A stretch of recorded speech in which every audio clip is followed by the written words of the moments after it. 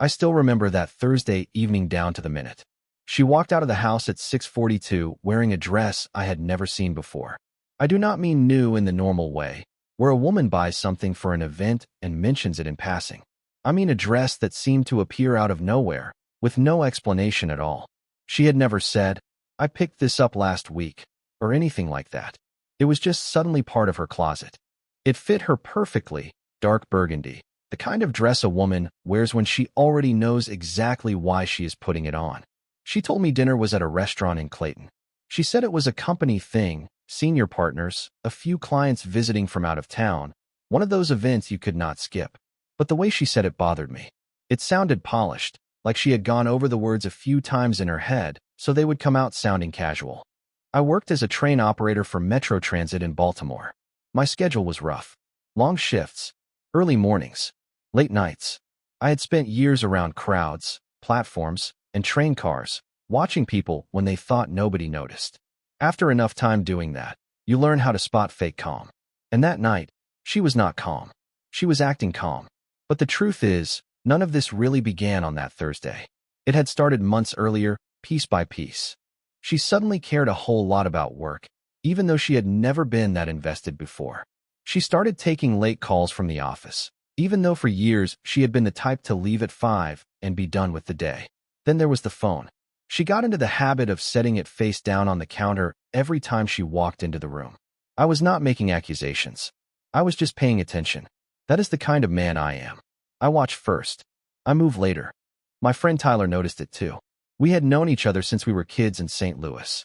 We both ended up staying in the area, and he knew my marriage the way old friends do. Not because I sat him down and told him every detail, but because he had been around long enough to catch things at barbecues, birthday dinners, and random weekends when everybody was together. One afternoon, we were out on the water with our lines in, not catching a thing, when he looked over and said, "She seems different lately." That was all he said. I did not answer him, but I heard it. After that, I started noticing things in a more serious way. I was not digging through drawers. I was not losing sleep and obsessing. I was just watching. Her car mileage did not line up with the places she said she had been. When she came home from these late meetings, she did not look drained like somebody who had sat through a 2-hour budget discussion. She came in with the kind of energy a person has after doing something they actually enjoyed. Then she brought up one name twice. Brian.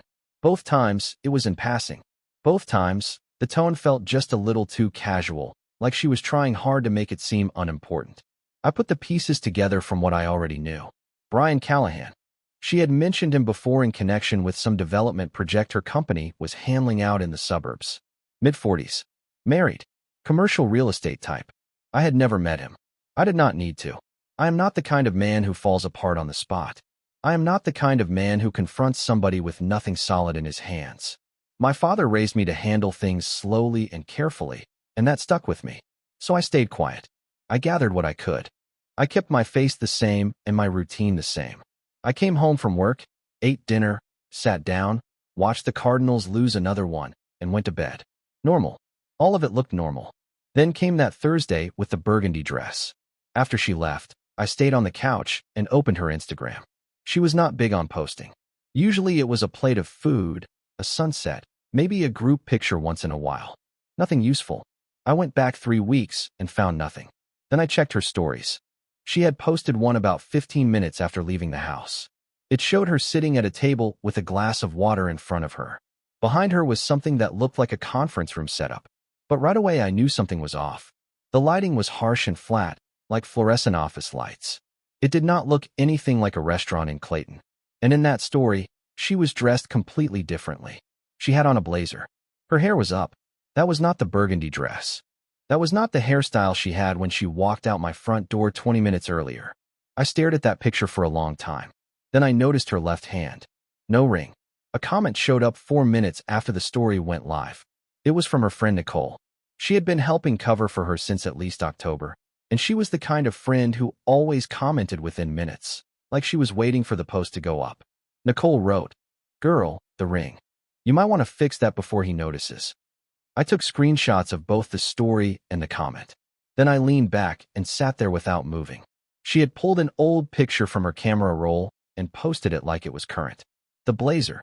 The conference room. The way the water glass was set. She had thought all of it through. I could almost respect the planning behind it. What she had not thought through was the ring. That photo had clearly been taken before she stopped wearing it around Brian Callahan, and those timelines did not match. That was the mistake. 2 minutes later, my phone buzzed. It was a text from her. Oops. That slipped my mind. Old photo. Haha. Just got to the restaurant. It is packed in here. Haha. I set my phone face down on the coffee table and left it there. I was not going to answer right then. It was not because I needed time to decide what to say. I already knew what I was going to say, and I already knew when I was going to say it. But before any of that, I needed to make one call. 6 days earlier, I had found Brian Callahan's wife, Rebecca, through a mutual connection. A guy named Walter Brooks, who did electrical work in some of the same commercial buildings Brian managed, had mentioned her while we were talking in a hardware store. He said she had been asking questions lately about her husband's schedule, where he went for lunch, who he spent time with. That was enough for me. She already had suspicions. What she did not have yet was proof. So that night, the night of the burgundy dress, I called her. She answered on the second ring. I told her my name. I told her why I was calling. Then I gave her the short version. The dates. The pattern with the name. The mileage that did not add up. The fake Instagram story. Nicole's comment. She hardly said anything while I talked. When I finished, she asked me, "How long have you known?" I said, "Long enough to be sure." Then she told me about lipstick on his shirt collar. That had happened 2 months earlier. The shade was not hers. Not even close. It was a color she would never wear. Brian had told her some story about a female client hugging him at a closing dinner.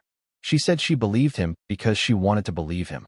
Then she said, "I do not want to believe him anymore." That was all I needed to hear. She asked me what I planned to do. I told her I was past planning. I had already made up my mind. There was a cabin near the Mark Twain National Forest, about 2 hours from St. Louis. Brian either owned it outright or had access to it through one of those limited liability companies he kept separate from their joint money. Rebecca knew the place existed, but she had never gone there. As far as she knew, it was just a hunting cabin he used a few times a year with friends. I told her I believed that was where they were headed, and I wanted to be there when they got there. She did not hesitate. "Tell me when," she said. I told her I needed a few days to make sure. Then she gave me her brother's number. His name was Caleb Rhodes. Big guy, wide shoulders, former corrections officer. The kind of man who did not waste time with pointless questions. She said if she called, he would come. I told her that worked for me. I also let her know I had already contacted a lawyer, Nathan Cole, a family law attorney in Clayton that a co-worker had recommended. I was not looking for drama. I was looking for paperwork. I wanted every document in place before I ever stepped through a door. By Sunday, we had the whole thing lined up. Rebecca found a charge on Brian's credit card from a grocery store near the cabin 2 days earlier. Steaks, wine, the kind of groceries a man buys when he is expecting company and wants the place to feel like a getaway. Brian had told her he was going up there alone to deal with some drainage problem with a friend from work. She smiled, said all right, and waited. The second he pulled out of the driveway, she called me. That Thursday night, my wife texted again. "Dinner is running late. Heading back soon. Do not wait up." I did not answer that one either. By then, I was already riding in the passenger seat of Rebecca's car. Caleb was driving. Nathan Cole was behind us in his own vehicle. The navigation said we had 48 minutes left to the cabin. When it dropped to 46 minutes, I picked up my phone and typed the one message I had been building in my head for most of the week. I read it over once. Then I sent it. It said, "Take it off for good. And tell Brian his wife knows too." Nothing happened for 12 seconds. Then the 3 dots appeared. Then they vanished. Then they came back. Then nothing again for almost a minute. Caleb kept his eyes on the road. Rebecca sat in the back seat with her phone resting in her lap, staring down at her screen. Nathan's charcoal Accord stayed 2 car lengths behind us, steady and quiet. The farther we drove, the thicker the trees got. We had gone past that thin highway tree line and into real forest, dark and dense, the kind of darkness that only shows up when you are truly out in the middle of nowhere. Her first reply finally came through. All lowercase. That told me right away she was losing control. "What are you talking about? It was just a photo. Why are you acting like this?" Then, 3 seconds later, "Who told you something?" I wrote back. Nobody had to tell me anything. That was the last message I sent her the whole drive. She called twice. I declined both times. Then she sent 4 more texts in about 8 minutes. Same panic, different wording. Every message sounded more desperate than the one before it. The last one said, "Please just call me. We can talk about this. Whatever you think is happening is not what you think." Rebecca looked up from her phone and said, "He is calling her now." I already knew he was. I could picture the whole thing clearly. Brian inside that cabin with the fireplace going, trying to play out some perfect little scene, then seeing her name pop up on his phone and feeling the blood drain out of his face. Whatever confidence he had when he got there was falling apart in real time. Both of them were probably trying to text each other, build the same lie, and figure out how much we really knew. That kind of panic makes people sloppy. That kind of panic makes people say too much. Caleb did not say a word. Caleb was that kind of man who did not need to make a show of anything. He was steady, solid, and there when it counted. His sister had called, and he had driven 2 hours on a Saturday night without complaining or asking for details he did not need. That alone told me everything I needed to know about him. I respected it, even if I did not say it out loud. A few minutes later, my phone lit up with a number I did not recognize. I answered it. "This is Brian." His voice was controlled, but barely. It sounded like the kind of control a man has to force, like every word is costing him something. "I do not know what she told you, but, Brian," I said, keeping my voice level, "you are calling the wrong person. Your wife is in the car behind me. You might want to spend your energy figuring out what you are going to say to her." Then I hung up. Rebecca let out a sound that was almost a laugh, except there was nothing happy in it. It was the kind of laugh a person makes when things turn out exactly as bad as they expected, and somehow it still hits harder than they were ready for. Her phone lit up right after that. She looked at the screen, turned the phone over, and set it face down on her knee. "He can wait," she said. The navigation told us to turn right off the main road and onto a gravel lane marked by an old green mailbox with rust along the edges and no number on it. As soon as we turned, the tires started crunching over the gravel. The trees closed in tighter around us. About 300 yards down, through a break in the pines, I saw lights. The cabin sat there by itself, one story, with siding, covered porch, nothing fancy. And parked right out front was her car. The same gray Civic I had watched pull away from my house 6 hours earlier. Right beside it sat a black Ford pickup. Nathan had already traced it back to one of the property companies linked to Brian Callahan. It had taken him less than 2 days. Caleb pulled in and shut off the engine without anybody needing to tell him to. Through the front window, I could see movement. 2 people. One of them was already near the glass, looking out. Then the porch light clicked on. Nathan pulled in next to us and stepped out with his briefcase in hand, calm as ever. No rush. No drama. He adjusted his jacket and came over to stand beside me. He had handled situations like this before, not the emotional mess of it, but the legal side, the paperwork, the part that mattered after the shock wore off. He knew exactly why he was there. "You ready?" Caleb asked. I looked at the cabin, at the gray Civic, at the porch light throwing that orange glow across the dark yard and the tree line behind it. "Been ready," I said. Then we walked to the door. Nobody opened it. We knocked once. Still nothing. Caleb reached for the handle and turned it. Unlocked. Inside, the cabin was basically one open space. A small kitchenette sat on the left. A stone fireplace was built into the wall on the right. Toward the back, partly hidden by a wooden standing divider, was a king-size bed. The fire was already going.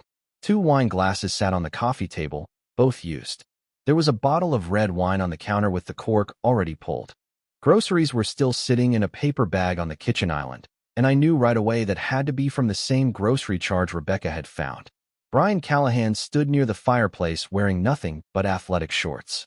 He was a big man, wide shoulders, thick through the chest and arms, the kind of guy who probably had been in good shape once and had turned into the kind of large that still tried to pass for strong.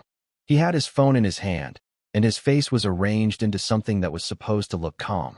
It was not working. Then she stepped out from behind the divider. She had on a cream-colored silk slip, bare feet on the wooden floor, arms folded tight across her chest. She looked at me. I looked at her. Neither of us said a word at first. Then she said, "This is not what it looks like." I said, "It looks like a cabin in the woods, a fire going, 2 used wine glasses, and a half-dressed man standing in front of me. Tell me which part one am supposed to be misunderstanding." Brian slipped his phone into his pocket and took half a step toward us. "Look," This got out of hand. Nobody wanted. Stop talking. That came from Rebecca behind me. Her voice was flat and quiet, but it had the kind of weight that only comes from years of swallowing anger and disappointment. Brian stopped right there. He looked at his wife, and whatever weak excuse he had been building in his head fell apart the second it met her face. Rebecca walked into the cabin at an easy pace, no rush at all, and set her bag down on the kitchen counter like she belonged there more than either of them did. Caleb stayed by the door with his arms loose at his sides, not saying a thing. Nathan came in last, set his briefcase on the coffee table beside the wine glasses, and opened it. My wife changed tactics. Her voice softened. It dropped into that gentle tone she used when she wanted something. Can we just talk alone? Please? Just you and me? No, I said. I know how this looks. I know it is bad, but if you would just let me explain. There is nothing left to explain, I said. I did not come here for an explanation. Then she looked over at Nathan and the open briefcase. Who is that? My attorney. That hit her harder than anything else had. She went still. Brian made a sound like he was about to speak, then thought better of it and shut his mouth. Nathan took out 2 sets of documents and laid them on the coffee table. He did not make a speech out of it. He did not act dramatic. He just did his job. These are copies, he said. 1 set for each side. You are both free to have your own lawyers review them before signing anything, but the filing goes in Monday morning either way. My wife looked down at the papers, then back at me. You already had this ready? I had it ready before you walked out the door Thursday night. She sat down on the edge of the couch, not like somebody collapsing in a scene, more like her legs had stopped listening to her. She picked up the papers, stared at them without really seeing them, then set them back down. After that, she turned and looked at Brian, like he was supposed to step in and fix it somehow. He was staring into the fire. You do not have anything to say? She asked him. He finally answered. I told you this was a bad idea. The sound she made after that told me more than words ever could. I do not need to dress it up. I do not need to explain it. In 1 second, she realized exactly what kind of man he was. Not loyal. Not brave. Not somebody who was going to stand beside her when things got ugly. He was the kind who would throw her straight under the tires the second it cost him anything at all. Rebecca watched the whole thing from the counter. She looked at her husband with the tired look of a woman who had spent too much time making excuses for a man and had finally reached the point where she was done for good. She did not raise her voice. She did not cry. She just said, I want you out of the house by Wednesday. Caleb will be there. Brian opened his mouth. Caleb shifted his weight near the door. Just a little. Just enough. Brian closed his mouth. I picked up my own copy of the papers, folded them once, and slipped them into my jacket pocket. Then I looked at my wife one last time. Not with rage. Not with heartbreak. Not even with disappointment. I looked at her the way a man looks at a decision he already made and has no intention of undoing. Get yourself a lawyer, I said. A good one. Then I walked out. The drive back was quiet in that heavy way that only happens when everybody in the car is carrying something real and nobody feels like pretending otherwise. Caleb drove. Rebecca sat in the back again, looking out the passenger side window at the dark trees sliding by. Nathan followed behind us in his own car, probably already making notes into his phone. I watched the road and let the miles pass. About 20 minutes into the drive, Rebecca finally spoke. Thank you for calling me when you did. It was the right thing to do, I said. She nodded once and went back to staring out the window. That was the whole conversation. My phone went off 11 times between the cabin and the highway. I did not check it until Caleb got us onto the interstate. And when I finally did, I just scrolled through the notifications without opening any of them. Text messages from her. A voicemail. 2 missed calls from another number I did not know, probably Nicole deciding she needed to get involved. I put the phone back in my pocket and left it there. When I got home, she was already there. Her car sat in the driveway. The kitchen lights were on. She had beaten me back by maybe half an hour, which meant she had left the cabin not long after we did. I stood outside for a second before going in. I was not stalling. I was deciding how I wanted to walk through that door. She was sitting at the kitchen table with her arms folded on top of it.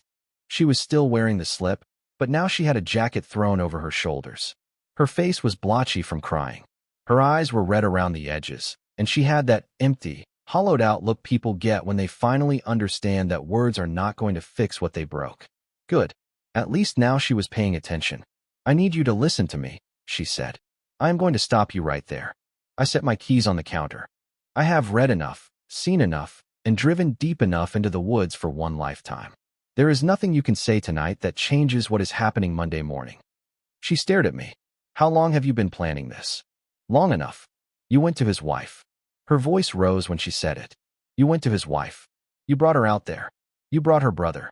Who even was that man? Her brother. You turned the whole thing into some kind of ambush. I looked at her and said, is that really the word you want to use? Because from where I was standing, the ambush was the fake Instagram story and 6 months of business dinners that never happened. She pressed her lips together after that. Then she said, I made a mistake. I know I did. I am not saying I did not. But we have been together for 8 years, and you did not even try. Try what? I asked. To talk about it. I let that sit there for a second. I watched you build a lie in real time and post it online, I said. And now you want me to believe a calm, honest conversation was ever really on the table? She did not answer. She looked down at the table. The ring, I said. That photo without the ring. When did you stop wearing it? Because that tells me more than anything else. She stayed quiet. That is what I thought, I said. Then I walked into the bedroom and pulled a bag down from the closet shelf. Not her bag. Mine. I had packed it 3 days earlier and tucked it behind a box of old tax papers where she would not notice it. It had enough in it for a week. Clothes. Important documents. An external drive with copies of everything financial. And earlier that Thursday morning, I had already moved half of the money from our joint account into a separate account in my name, keeping it within the clean legal limits Nathan had laid out for me. The place I had arranged through a coworker, Hannah Brooks, was ready starting Sunday. She was renting out a room in a house on a month-to-month setup, and the price was low enough that it did not put pressure on anything. It was simple, clean, and temporary, which was all I needed. I came back through the kitchen with my bag over my shoulder. You are leaving, she said. It was not really a question. This place is a rental, I said. Both our names are on the lease. Nathan's office will send over the paperwork explaining how that gets handled. You have until the end of the month. Where are you going? Somewhere that is not here. She stood up then. So that is it. 8 years, and you just walk out? I looked at her and said, what exactly would you like me to do? Cry? Beg? Drive back out to that cabin and ask you for another version of the same lie? I went out there. I saw what I saw. And Brian already told you it was a bad idea in front of all of us less than a minute after we walked in. You do not need me to explain your own situation back to you. She had nothing left after that. She sat back down. I grabbed my keys, checked for my wallet, my work badge, and my phone, then looked around the kitchen one last time. Not because I was feeling sentimental. I just wanted to be sure I was not leaving behind anything important. Get a lawyer, I said again. A good one. Nathan does not lose. Then I walked out, shut the front door behind me, and did not turn around. Earlier, Tyler had texted and asked if I needed a place to stay. I called him from the parking lot of a gas station about 4 blocks from the house and told him yes. He said, come on over. So I did. The divorce filing went through Monday morning at 9:14, exactly when Nathan said it would. By then I was already on a platform in Baltimore, starting my shift, the whole city still gray and cold around the edges of the morning. My phone buzzed once with confirmation from Nathan. I read it, put the phone back in my pocket, and called the next departure like it was any other workday. And just like that, it was done. 8 years. A burgundy dress. One old photo without a wedding ring. A cabin in the woods. Finished before lunch. The weeks after that had a strange quiet to them. Not the deadweight kind that comes with grief. More like the empty quiet of a room after all the furniture has been moved out, when you are standing there looking around and figuring out what belongs in the space next. I stayed at Tyler's place for the first 10 days, sleeping on a pull-out couch that felt exactly like a pull-out couch feels. After that, Hannah's room opened up, and I moved into the house on Clearfield. I paid the first month in cash and got all my things out of the rental before the month ended. Nothing had to be argued about twice. She did not make it pleasant, but she did not manage to make it impossible either. Her attorney was with some medium-sized firm in Clayton. Not terrible, but nothing special. He pushed back on a few points, and Nathan handled every one of them without breaking stride. The split on the joint account held. The lease got untangled cleanly. She kept the furniture she had picked out. I kept the truck, the tools, the fishing gear, and everything that had been mine before she ever came into my life. Nathan told me it was one of the cleanest cases he had handled in the last 2 years. I told him that was because I had come prepared. Brian Callahan's divorce did not go nearly as smoothly. Rebecca hired a family law attorney in St. Louis named Claire Bennett. She was sharp, organized, and the kind of lawyer who showed up with 3 copies of every document and the face of somebody who already knew how things were going to end. Within 6 weeks, the limited liability company tied to the cabin had been untangled. The credit cards Brian had kept separate from the household money, the ones he used for dinners, grocery stops, and hotel visits that went back even before the cabin trips, were subpoenaed and laid out plain as day. Claire put those records on the table in mediation and let the paper do the talking. Brian had gone into the process thinking he still had leverage. He came out of it agreeing to terms he never saw coming. Rebecca ended up financially whole in a way that surprised even her. The commercial property holdings Brian had spent years building got split in ways he had not expected and could not undo. The cabin, the limited liability company, the whole little hidden arrangement, all of it got dissolved. His attorney billed him plenty for the experience of losing. My wife did about the same as could be expected. Not a disaster, but not well either. She had counted on me softening because of history. She thought 8 years together would make me negotiate from emotion instead of facts. Nathan cured her of that idea in the first meeting. She left the marriage with what she had brought into it, which was fair, and nothing extra, which was fair too. As for Nicole, the friend who had commented about the ring, I heard through a mutual acquaintance named Grant Parker that she had told my wife she needed to accept what she had done and move on. From what I heard, that advice did not go over well. Rebecca and I stayed in touch. At first, it was practical. We updated each other on legal deadlines. We compared notes about what our attorneys were seeing. Sometimes one of us would send a quick text when something changed. But somewhere around the 4th week, it stopped being just that. It turned into 2 people who had gone through the same wreck from opposite sides and found it easier to talk than not talk. We got coffee once near the courthouse in Clayton after she had gone in to sign some paperwork. It was a Wednesday afternoon. We both looked tired. We were both in that weird stage of divorce where you feel lighter than you thought you would, but heavier than you want to admit. She was easy to be around. Dry sense of humor. Straightforward. No patience for self-pity, including her own. That afternoon, she said something that stuck with me. I kept telling myself I was just being paranoid. Turns out I was really just being polite. I laughed and told her I had done the same thing for about 3 months longer than I should have. She said, "We probably should have compared notes a lot sooner." Coffee turned into dinner the next week. Nothing dramatic. Nothing announced. No speeches. Just 2 adults who had each closed one door and happened to find themselves standing in the same hallway afterward. Later that night, Caleb joined us for a drink. He watched us talk for maybe 40 minutes, then said to Rebecca on his way out, "I like him." Coming from Caleb, that was about as close to a standing ovation as a man could get. I noticed it. So did she. By the 5th week, Brian had moved into a furnished apartment in Chesterfield and apparently spent a whole lot of time staring at Rebecca's social media. One day, he sent her a message that managed to sound both jealous and completely disconnected from reality. He had seen a photo she posted from a Cardinals game. The 3 of us were in it, Rebecca, me, and Caleb. Late September. Upper deck. Bad seats. Great view. Her arm was looped through mine. The picture looked exactly like what it was. People enjoying a Saturday afternoon. Brian's message said, "So you were seeing him while we were still married. That is why you got a lawyer so fast. I want this on record." Rebecca forwarded it to me. I read it once. Then I read it again. Because even knowing the man was cornered and not thinking straight, the level of stupidity there deserved a second look. She asked me what she should do with it.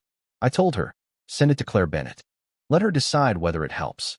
Claire decided it helped a lot. Here was a man who had been caught in a 6-month affair, backed up by credit card records and a cabin tied to a shell company, now accusing his wife in writing of misconduct. Freely. Voluntarily. Her own attorney later called it the worst self-inflicted mistake he had seen in 15 years of family law. That message got entered into the record, and it ended up shifting one more piece of the final settlement in Rebecca's favor. I was at work when she texted me the update. I was between runs, sitting in the cab with a paper cup full of bad coffee while yard noise bounced around outside. She sent 3 words. Claire said done. I wrote back, good. Dinner Friday. She answered, yes. You are paying. I put the phone away and finished the coffee. The divorce became final on a Thursday in October, the same month the Cardinals missed the playoffs by 2 games. Around then, the leaves on the street outside Hannah's house turned that deep orange that makes Baltimore look like a different place for a little while. Nathan emailed me the stamped final order. I printed it out, folded it into an envelope, and dropped it in the filing box with the rest of the documents. Then I changed into old clothes, drove out to Loch Raven Reservoir with a fishing rod and a cooler, and sat on the bank for 4 hours. I did not catch anything worth talking about. I did not care. On the way back, I rolled the windows down. The air had finally turned cold in a way that meant something. And while I drove, I thought about that photo again. The one she posted. The conference room. The blazer. The glass of water. The hand with no ring. She thought that old picture would buy her one more night. Instead, it cost her everything. I turned onto the highway and kept driving home. A person can spend months building a secret carefully, one lie stacked on top of another, and then one careless moment can bring the whole thing down. That is how it goes. The excitement of hiding something. The rush of living outside the life you already have. The feeling that you can cover one more lie, then one more after that, and still stay ahead of the truth. Until one small mistake starts pulling the whole thing apart. In this case, it was an old photo, a missing ring, and a friend trying to help who only made it worse. From that one detail, I started pulling at the loose thread, slowly and quietly, until it led me to Rebecca. By then, the whole thing was already collapsing. There was never any saving it.